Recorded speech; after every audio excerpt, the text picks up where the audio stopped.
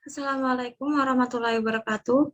Perkenalkan, nama saya Dinda Fatima Wildani, NIM 18660044.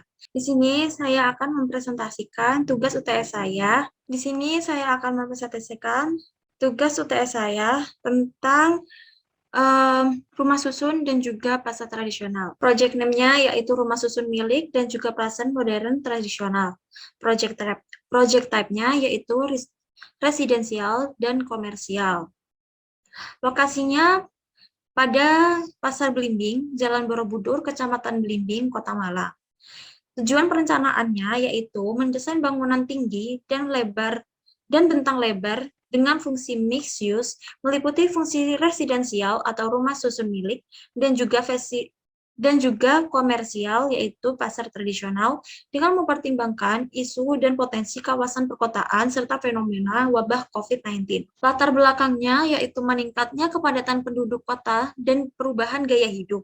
Apartemen atau rumah susun yang digadang-gadang sebagai solusi permasalahan kota justru ternyata tidak manusiawi untuk ditinggali. Kemudian latar belakang yang ketiga yaitu meningkatnya permintaan lahan residensial dan area jual beli demi memenuhi kebutuhan penduduknya yang semakin meningkat dan kompleks. Serta yang terakhir yaitu adanya wabah COVID-19 juga memberikan dampak yang luar biasa pada tatanan hidup masyarakat, termasuk dalam aspek hunian dan area jual beli. Islamic value-nya yaitu terdapat pada Quran Surat Ar-Rum ayat 41 dan sampai 42. Ayat tersebut menegaskan bahwa ulah manusialah yang menjadi penyebab sebagai kerusakan yang terjadi di darat ataupun di lautan. Dalam ayat tersebut, Allah juga memperingatkan manusia untuk kembali ke jalan yang benar, tidak merusak alam sesuka hatinya demi menuruti hawa nafsu, agar apa yang orang dahulu alami tidak menimpa pada dirinya.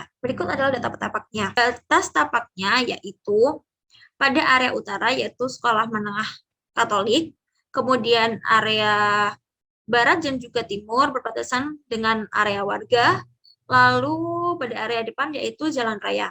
Berikut adalah sirkulasinya. Yang biru merupakan jalan raya dua arah, sedangkan warna hijau merupakan jalan perkampungan dan warna merah merupakan jalan pada area tapak. Berikut adalah kondisi fisik dan sosbud ekonomi lingkungan sekitar. Terdapat sekolah atas Katolik, sekolah menengah atas Katolik Kolese, kemudian terdapat tempat pangkalan becak, kemudian rumah warga, lalu terdapat pasar tradisional yang digunakan sebagai kegiatan jual beli menjadi kegiatan utama pada site ini. Kemudian analisis fungsinya, primernya sebagai tempat jual beli tentunya, kemudian sebagai tempat tinggal untuk warga, sebagai area untuk mencari nafkah, dan juga sebagai area untuk bersosialisasi untuk masyarakat setempat. Berikut adalah analisis sekundernya, yaitu sebagai tempat nongkrong, sebagai area bermain atau refreshing, sebagai area olahraga, dan juga sebagai area bersantai.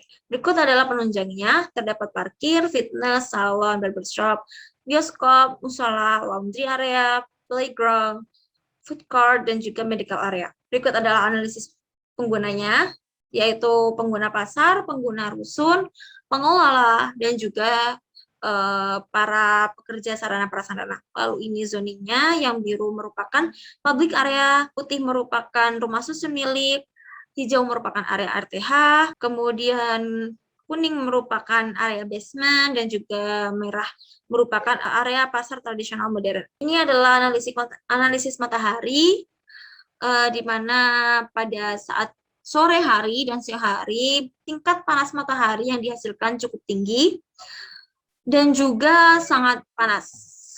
Kemudian ini ada arah angin. Arah anginnya ini berembus dari selatan menuju utara.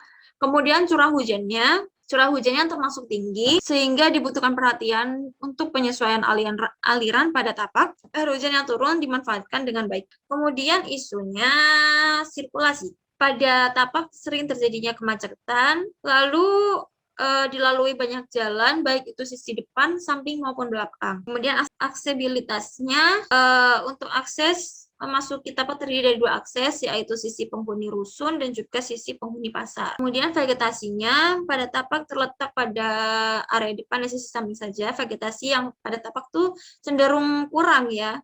Jadi solusinya dihitung kembali penanaman RTH atau area hijau, lalu isu ruangnya, dibutuhkan area pasar tradisional, lalu dibutuhkan area rusun, kebutuhan ruang penunjang, dan juga area penyambungan antara area pasar dan juga area rusun. Untuk analisis strukturnya, menggunakan shear wall, adanya core untuk meneruskan beban ke bawah ya. Lalu penggunaan pondasi pancang sebagai pondasi utama agar dapat memindahkan beban struktur ke bangunan kepada lapisan tanah. Penggunaan bracing untuk utilitasnya terdapat panel surya yang digunakan sebagai sumber listrik utama. Kemudian pengolahan grey water. Kemudian utilitas septic tank. Kemudian pengolahan air bersih. Berikut adalah konsep tapaknya. Kemudian sirkulasinya, lalu ini vegetasinya.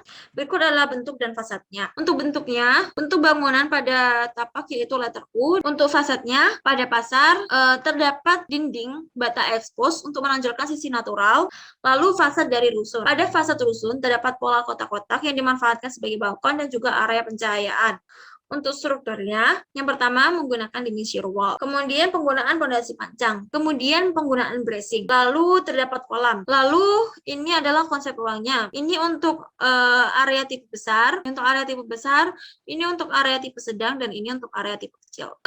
Bundaran taman ini merupakan sirkulasi 1, lalu ada sirkulasi 2, kemudian sirkulasi 3 ini, lalu area parkir outdoor, lalu ini adalah rooftopnya. Sekian, terima kasih. Apabila saya ada salah, mohon maaf ya sebesar-besarnya. Wassalamualaikum warahmatullahi wabarakatuh.